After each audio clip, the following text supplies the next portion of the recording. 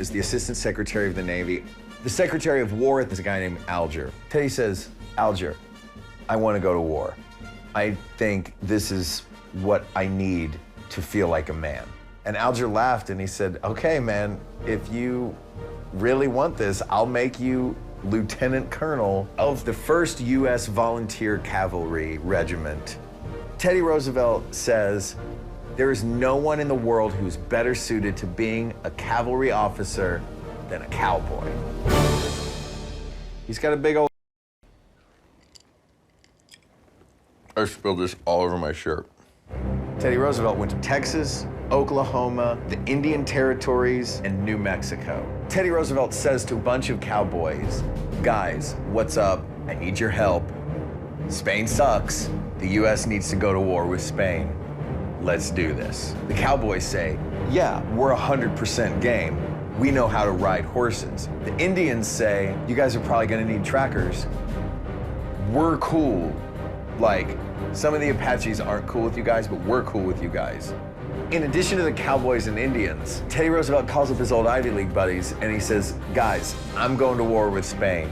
I know you guys are not only super smart because you got into Ivy League schools, but you're also super tough because you play sports. So why don't you join my regiment? So Teddy Roosevelt creates this army of 1,000 Ivy League athletes, cowboys, and Indians, the Rough Riders.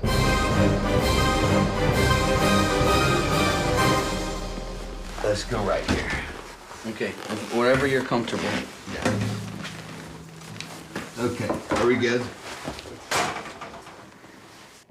Now, Teddy Roosevelt and his 1,000 Rough Riders go to Cuba. The transport ship isn't big enough. 300 guys have to stay behind. Every other guy had to leave his horse behind. So these guys land in Cuba and they get ambushed. They're in a valley between 2 hills where the Spanish have the upper hand.